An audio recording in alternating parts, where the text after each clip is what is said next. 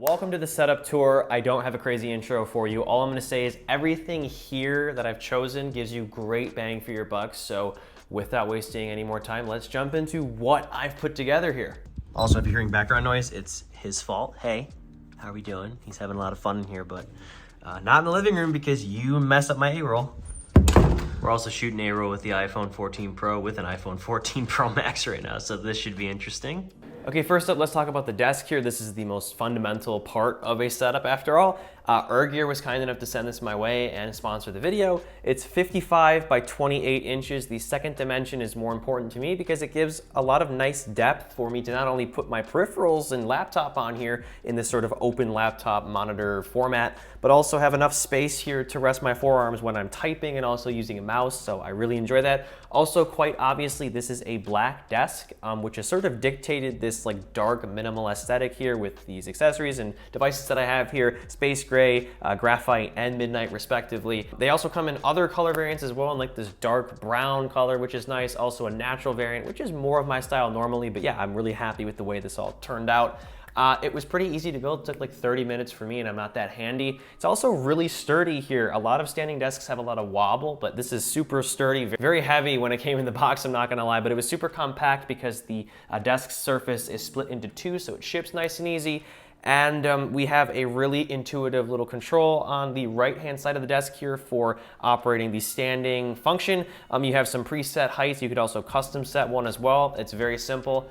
And yeah, I'm pretty happy with this. I'll leave a link in the video description if you're interested, but yeah, it has really served as a nice basis for this entire setup. Next up, let's talk about the tried and true monitor that I have here, the Dell U2720Q. This is a 27-inch 4K panel that does connect to your laptop via USB-C. It also charges your laptop too, which is really nice. I have owned this for like 2 years and I absolutely love it. I am usually an Apple first-party snob that likes to use my studio display, but I find myself gravitating towards this as well just for general productivity. Here I can show you, I usually have like 2 windows open like this. I'm doing work and I have a Notion tab down here. I'm just working, organizing, sending emails, all of that. It is a wonderful setup here, and this monitor is just gorgeous. Again, the 4K resolution is not quite Retina, but it's beautiful nonetheless here. Very sharp, scales very well too. The bezels are small, really thin, very sexy. You got a nice height adjustable stand included as well, although it is compatible with VESA.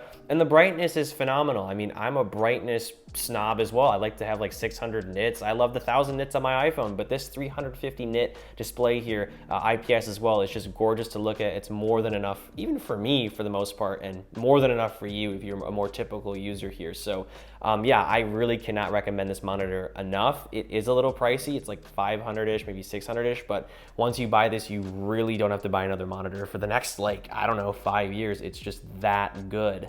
But next up, let's talk about the laptops that I chose for this setup specifically. And I say laptops because you should really choose one of these depending on what your needs are. For most, I would recommend the M2 MacBook Air. And for this kind of aesthetic, either space gray or midnight with regard to the color of the variant, this is a midnight one. And it looks really nice here in this sort of dark aesthetic once again. But more importantly, the design here is just so nice. It takes after the MacBook Pro, but brings that to another level with the slimness of it being an Air.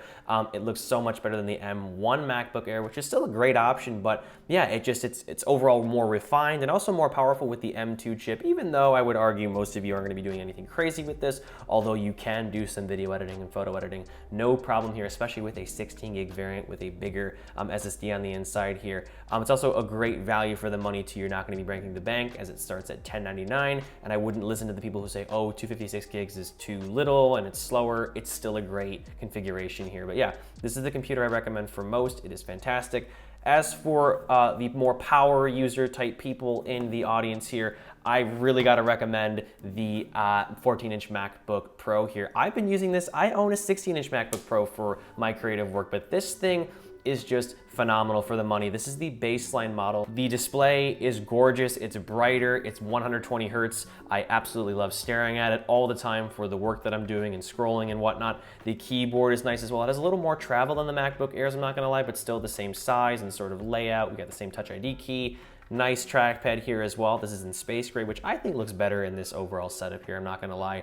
And the chip on the inside is the M1 Pro. It's not the M1 Max, it's nothing crazy. It's comparable in everyday tasks to the M2 chip, but it has a lot more graphical horsepower. So if you are doing more creative work, specifically video editing or even some gaming, I would highly recommend this as well. Also, you have more ports. You have an extra USB-C port and an SD card reader, which is vital if you are doing a lot of creative work like I am, just importing photos off of like my A7 IV, for example. This thing is a beast, and it goes for $15.99 retail. Not quite MSRP, it's $19.99 MSRP, but it's being offered at a discount, and I'm sure it'll get even cheaper once M2 models come out. So this is such a great value laptop. I get it even if you're not gonna use all of the quirks and features and whatever, but you really can't go wrong with the M2 MacBook Air either. It's even slimmer and trimmer, a lot more portable, I would argue, easier to throw around. But yeah, you cannot go wrong with either of these laptops. They make this setup a joy to use.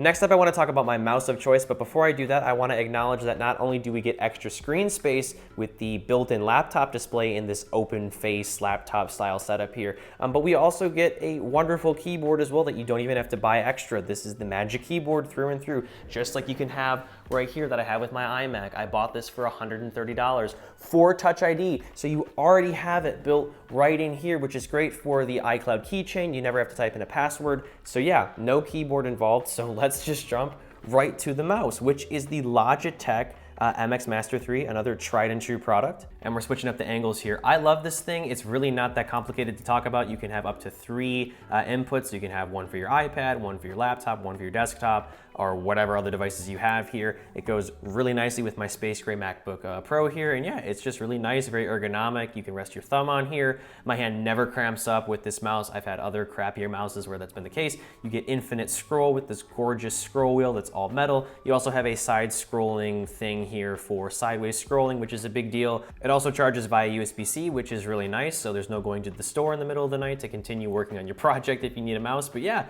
this is a wonderful product. It goes for 80 bucks on like Amazon, and I'll leave a link to this and of course everything else that I'm talking about in the video description. As for the mouse mat that I'm using, it's 12 by 30 and it's some generic brand off Amazon that I don't know the name of, but it's clean. I don't like having like a off, like square, separate mouse pad for my mouse, if you know what I'm talking about. I like a consistent sort of surface to rest my mouse on, my laptop on, and a phone on, which we'll talk about as well. But yeah, generic stuff, but looks pretty clean and is not that expensive either. As for audio output, these are the Logitech Z200s. I have been using this variant of speaker, not these specific ones, but this variant for years with many, many setups. You can never go wrong. They're like 40 bucks at Best Buy. For whatever reason, they're harder to get on Amazon, so find them where you can. But yeah, you have a little control for volume right here. I can't control volume with the volume key because it's plugged directly into the monitor, because I'd rather not plug into the headphone jack on the laptop just for the sake of using one cable, which is really nice. But yeah, these sound really, really great. They also look clean as well. I'll give you a little example of the audio quality here with some non-copyrighted. Yep, damn, that's loud. So 10 watts, pretty loud. I really have no problems with these. I've never had an issue with them over years. So if you are not a huge audio nerd, person who's super stickler about that, 40, 50 bucks, you cannot go wrong with these. And again, they look really, really clean. We've been expecting you, Mr. Bond. Hi, stop crying. As for the chair that I'm using here, I can't even recommend it because I think it's discontinued. All I'm gonna say is these are like perfectly competitive. You can find a black chair with lumbar support on Amazon from 50 to 200 bucks. You can buy a Herman Miller, whatever's in your budget. All I'm gonna say is anything 150 and up is gonna be pretty comfortable here. I have no issues using this to just do my logistical administrative tasks that I do right here for hours. So yeah, I'll leave links to some chairs that I think are good value in the video description, along with, of course, everything else that I've mentioned here. The next part of the setup I want to touch on is this desk lamp that I have. This is called the WorkPro LED desk lamp. I got it from Office Depot, actually, just on a whim. It's super clean. It has capacitive controls here. You can adjust brightness like so. You can also change the warmth or coolness of the light as well, and also just adjust the actual panel here to suit your needs. There's also like a little night light mode, which I think is interesting. But yeah, I think this is cool. It's more of an aesthetic thing. It's not exactly necessary, but I enjoy it. It adds a nice little area where you can have papers here if you're looking at something, or just adds a little more warmth to the setup here.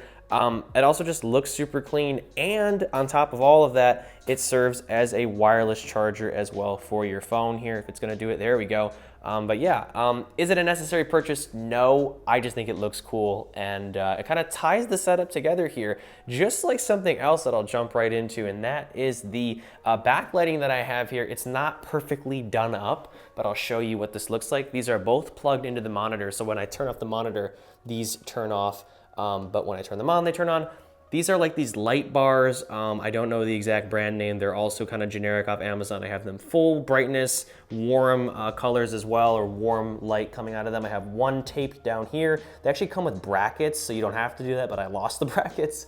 And I have one balanced here that just gives off this wonderful, just like warm ambience alongside the lamp here, which just adds to that. I need this, honestly. I think that might sound ridiculous, but like if I don't have this happening, it just looks so bleak and bland. Like I'll turn off the lamp here and turn off these little lights here. I know this is super professional, but I'll show you what I mean. So I turn this off, I'll turn this off or whatever, let me see. Okay, so these are off and this is the setup. I mean, it's nice, but it's just sad and depressing. So let's like turn the light back on.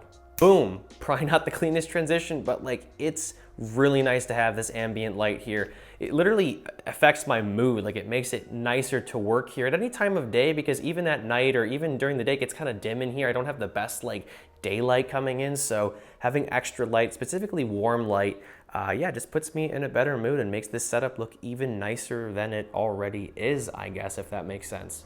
3 more product recommendations before we go though. The first is the AirPod Pro's 2nd gen, or AirPod Pro 2nd gen, however you say that. These are absolutely incredible. If you own the 1st gen ones, I wouldn't upgrade, but if you don't have these, buy them. They are a steal for what you're getting. $250 for incredible sound quality, bass, and active noise cancellation, twice as good as the 1st gens. I use these for multiple hours a day and I absolutely love them. And they're great when paired with your Mac, especially if you don't want to listen to stuff out loud on your built-in speakers or speakers that you have connected in your setup.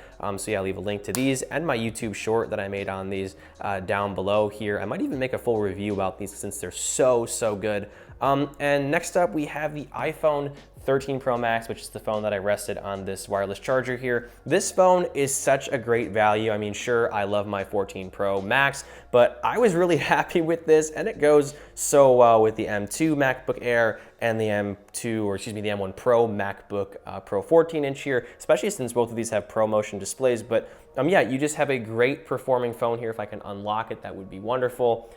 Great display, great camera as well, or camera setup here. This impressed me so much last year. I mean, the Pro models this year have even better cameras, but this is still so good. You get a telephoto lens on here, you get great raw images, great video, a lot of natural depth of field. You cannot go wrong with this phone, and now that it's cheaper, I would totally snag one of these here. With a mocked case as well. They are a channel sponsor, full disclosure, but they make these incredible cases with MagSafe enhanced magnets on the inside here. They also offer these wallet stands, which really offer a great way to view vertical content. I do this all the time, even with my 14 Pro Max here. You can also view things another way as well in this sort of float mode, if I can do this one-handed.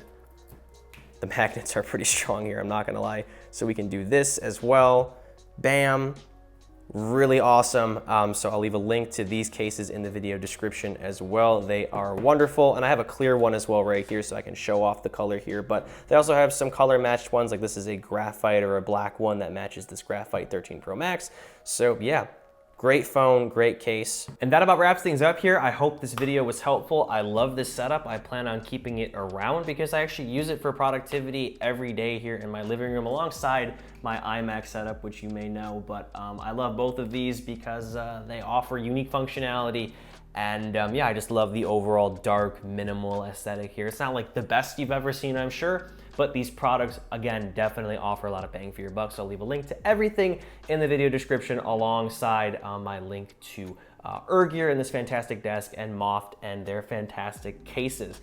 And as always, I'm Noah, and I will catch you all in the next one.